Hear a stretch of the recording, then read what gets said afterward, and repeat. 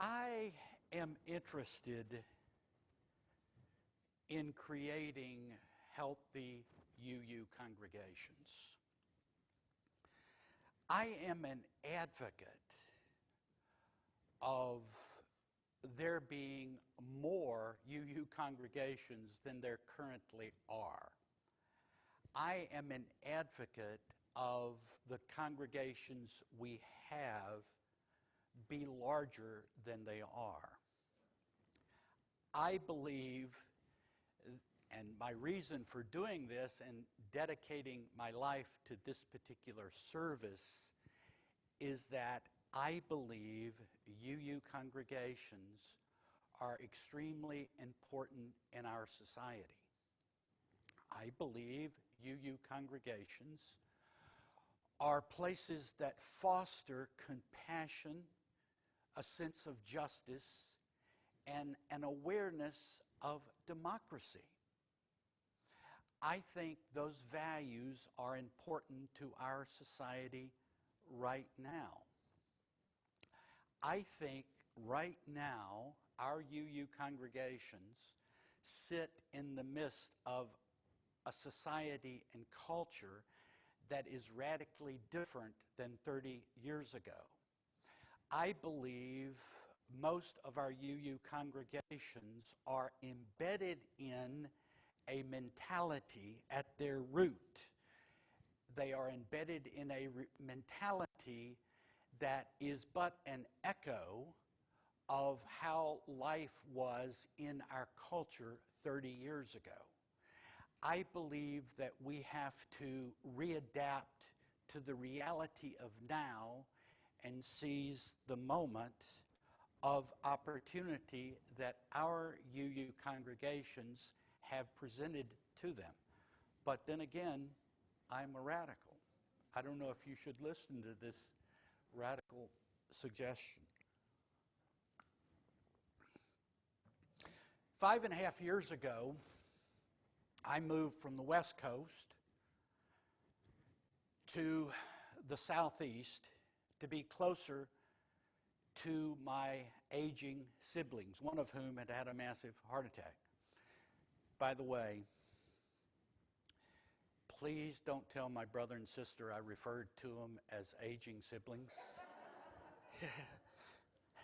They already have a long list of reasons I'm suspect for any number of reasons, so that critique would add to it. I moved to Atlanta in a neighborhood that would provide a good education for my two kids, but I traveled all over the Southeast. First congregation I served was in Birmingham. They were in such a bad state at that time that they were thinking of not hiring a minister.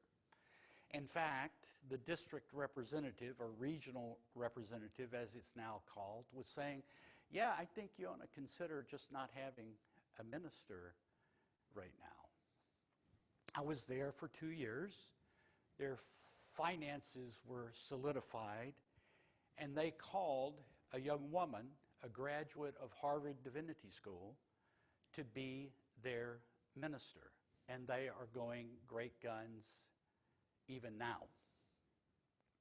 Second congregation I served was in Huntsville, a place that's really a fabulous city, has one of the highest rates of postgraduate education in the country, but nobody knows that. I was there 2 years, rewrote their bylaws, their governance structure, helped them with their finances, and they too hired a young female minister who was a graduate of Harvard Divinity School. Harvard comes to Alabama. Huntsville is going strong. While I was in Birmingham, I recruited someone who had worked there for 10 years as a volunteer. She had been a United Methodist minister. I recruited her to be a UU minister, and she went through the process, and now she is the minister in that area famously called the Redneck Riviera of the panhandle of Florida, and she is active in the region. She didn't go to Harvard, but her father was an outstanding lawyer and at one time the mayor of Birmingham and a great civil rights advocate in that city. I consulted with two small congregations in Alabama, Tuscaloosa and Auburn, and helped to bring positive changes about there. I am a change agent. I am not a placeholder, and I am trying to do things by my work which will help the long-term health and viability of the congregations I have served. In every congregation of which I have been the interim minister to this day, they have had a strong, stable, and nourishing and mutually nourishing ministry. My work involves being in perpetual tension with the way things have been done in the past. The power of the past is enormous, one of the most powerful forces on earth, because it is rooted in the instinctual urge not to court danger by varying anything in the present constellation of the status quo.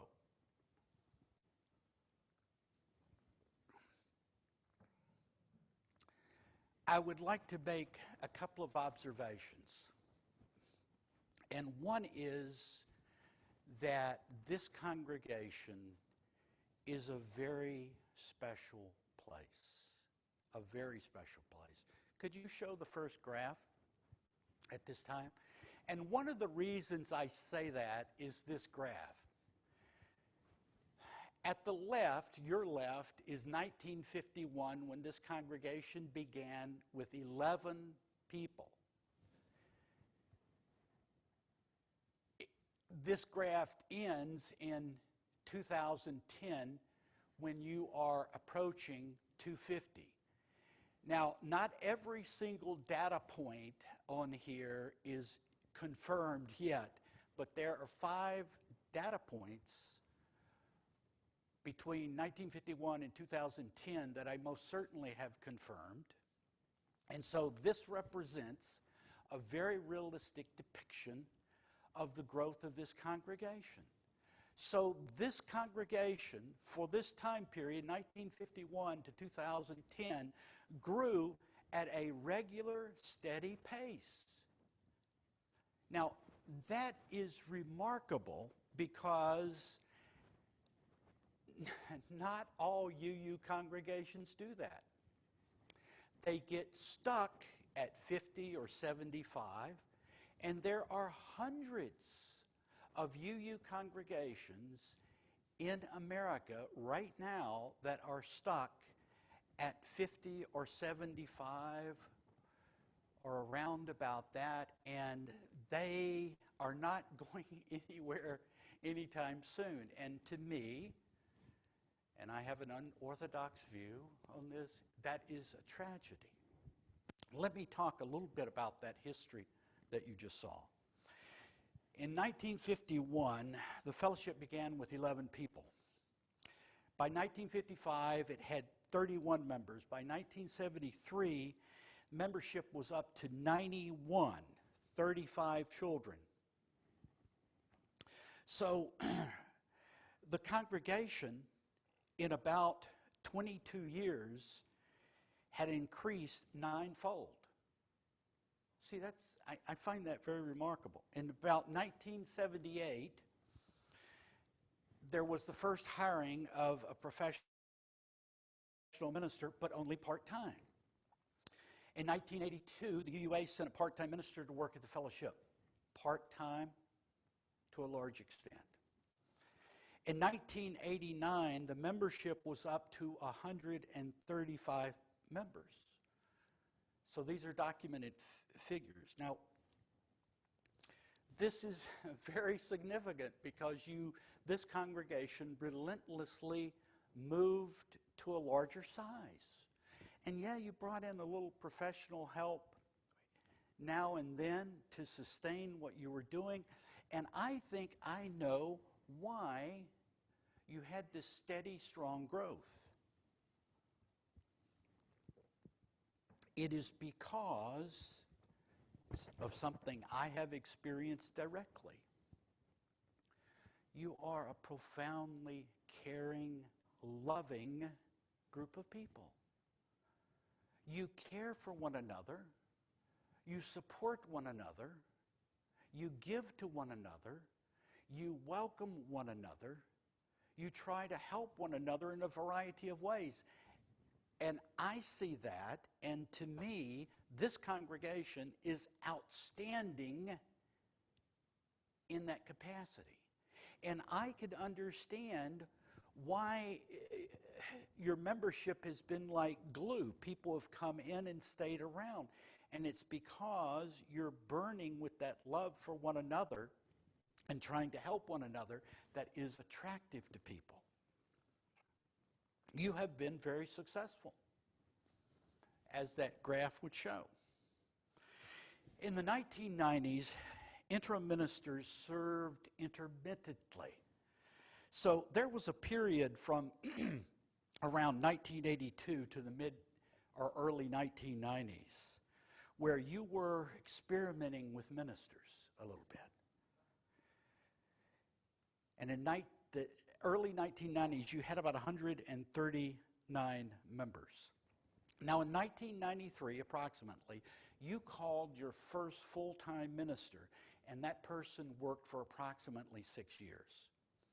Now, there is a factual basis why the congregation should move to an engagement with a minister, because there is not a case, there's not a situation, there's not a history of any UU congregation in the United States of America growing sustainably past 165 members without a minister. They don't exist. There's no example of that. And you might have noticed that there was a dramatic increase of membership around 2000 going to 2010. In around 1999, Mignon, I believe that's the correct date, you were hired. In 2000, you hired a settled minister who stayed 10 years. And in 2001, you hired Pam as a religious education director. So what does this show? It shows that ministry and staff are integral to the health, well-being, and growth. You attained the highest level of membership you had ever had because of that threefold impact: 2 staff members and 1 full-time minister.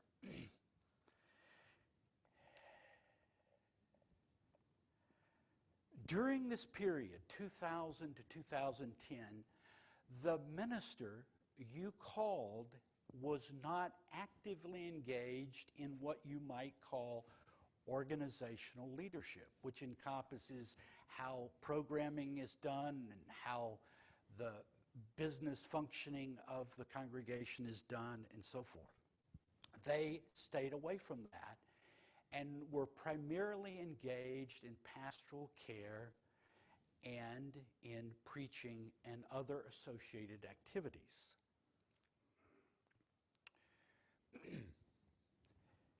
Now, in 2012, you called another minister who stayed from 2012 to 2019, approximately 7 years, and that minister was explicitly called into play to provide organizational leadership as it was understood by a number of people.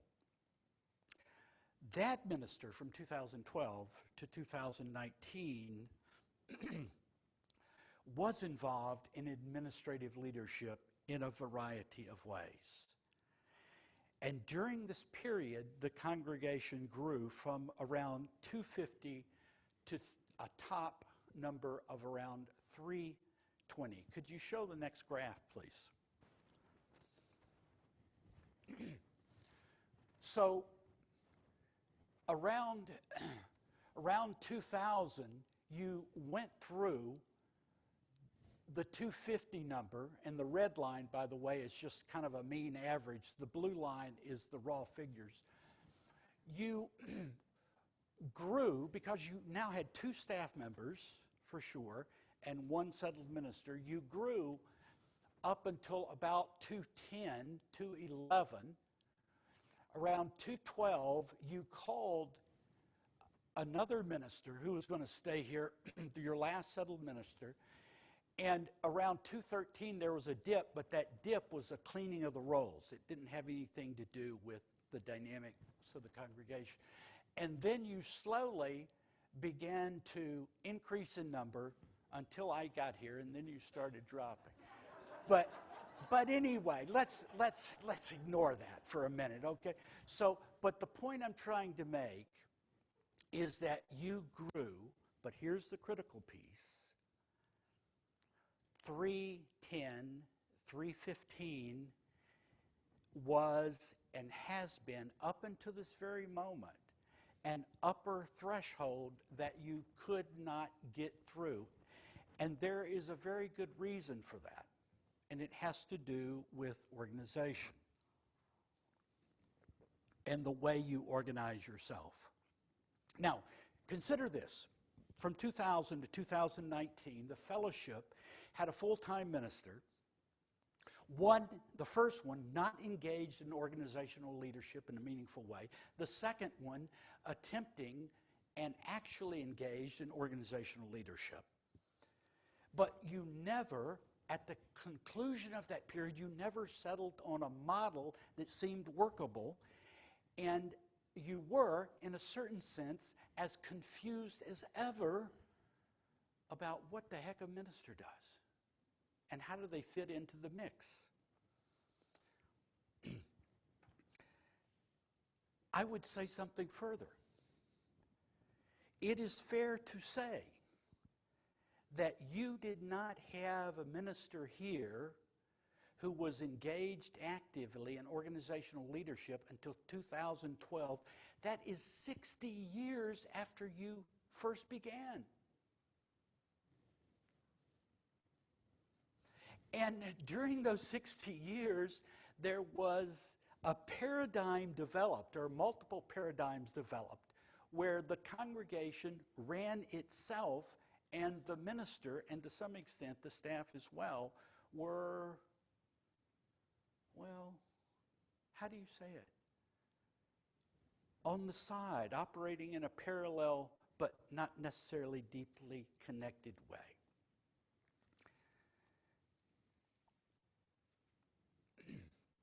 The reason you have not been able to break through 350, and the reason why there was so much disputes about organization and who should do what and who has authority to do what, is the reason why you stopped at 320. Your energy went toward trying to figure out how you should function and not doing the things that are needed to be done to do ministry. An effective governance structure, which we are working on now, is being done so that energy can be withdrawn from endless debates about who has the authority to do what, and redirected to doing the things that enable your light to shine. And it is a beautiful and bright light indeed. Until this issue is resolved, you will not be able to grow beyond 315.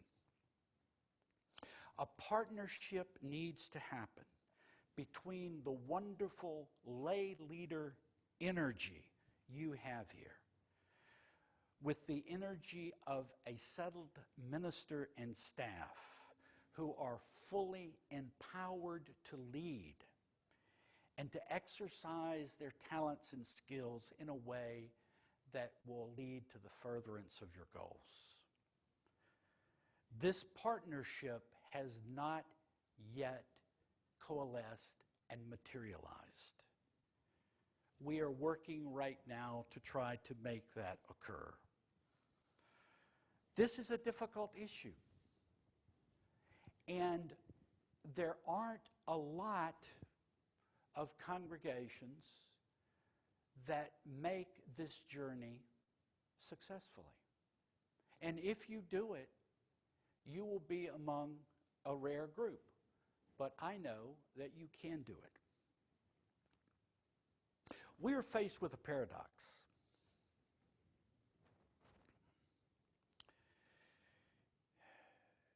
The paradox is you experienced great success in a model of ministry that was almost exclusively lay-led.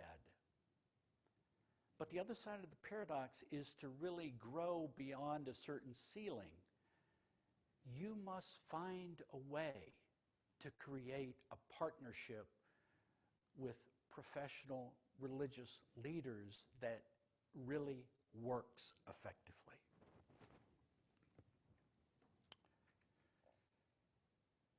An observation. UU congregations are extraordinarily flexible and open-minded about belief systems. Oh, come here, you can believe anything you want to, but we are extraordinarily conservative in regard to our organizational structure. When people talk about structure, organizational structure, in the context of a UU congregation, they don't say, what can we do to create a structure that empowers everyone to the maximum possible degree and helps us do what we love to do and do those things that we believe need to be done in the world if the world is to be a better place. And instead of that, we ask the question, how has it been done before?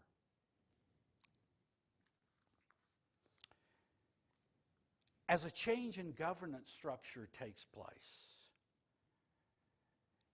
and that development occurs, we need to be aware of the ways in which we resist those changes.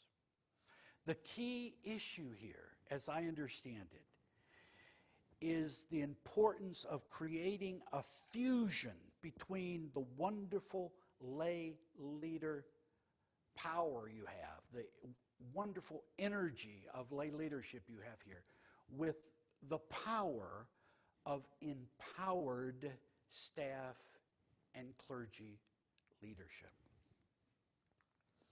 Now, another paradox. Leadership is really about empowering others.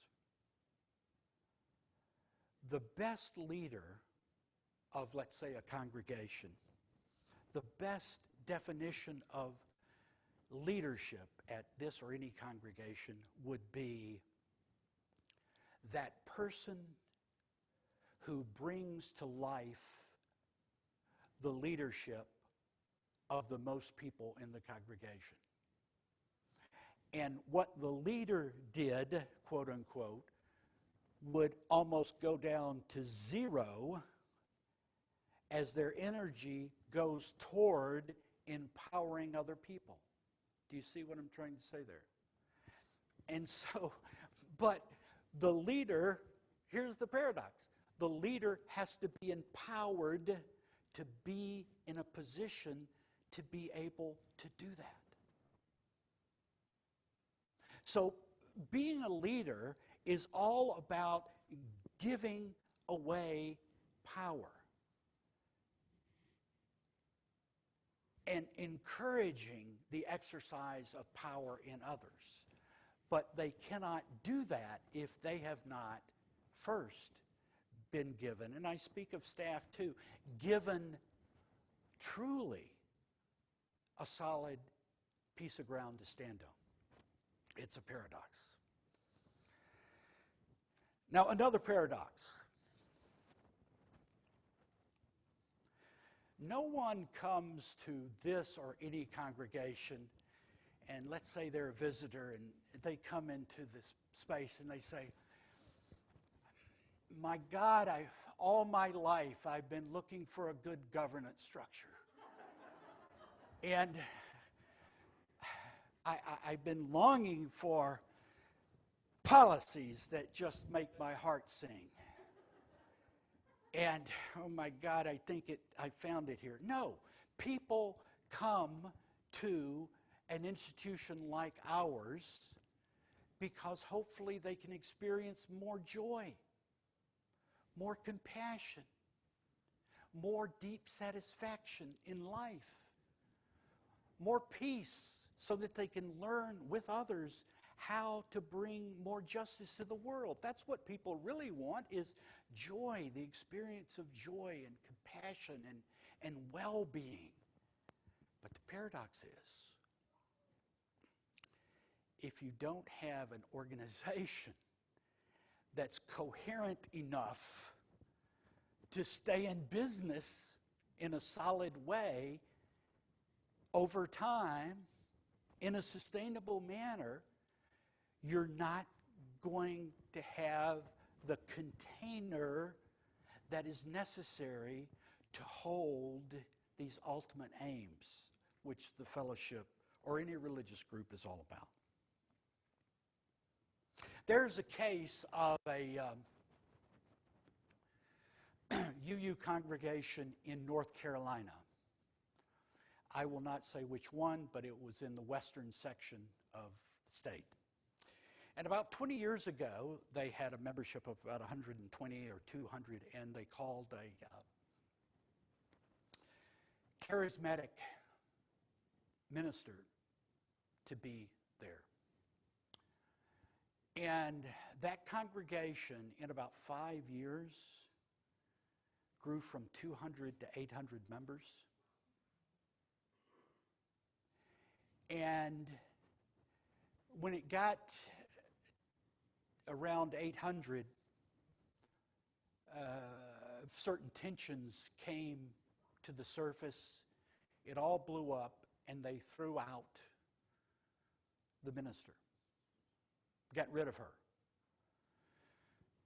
And within 7 months, that congregation was back down to 200 people. Think about it. So there's so many stories there to tell, but one of them is that 200 people, that group of 200 people, they had found what they wanted. They just wanted some security and peace. And it did not enter their mind that the Unitarian Universalist movement and tradition might be something more than what enlivens the community and makes them feel good about themselves. It might be something that's like a gift given to us by history and by the sweat and blood and tears of many people, and that we serve a public function. And we have an ethical obligation to let our light shine in what is, in many ways, a dark society. So I would suggest to you that although I think the process of choosing a settled minister is extremely important, and after the service I will talk about that, and I'll hopefully share with you the reasons I think that is extremely important, I would submit to you that the work we are doing on the covenant and on governance and so forth is equally, if not more important than the whole process of who you choose as your settled minister. Because, my friends, you are the settled ministry of this congregation. Did you know that? There are people here who've been here all throughout this long litany of ministers I've referred to earlier. The process of finding a new settled minister is fraught with importance, yes. But the work we are doing now toward that goal of receiving a new settled minister is very, very important, and I hope everyone can be aware of that. Amen.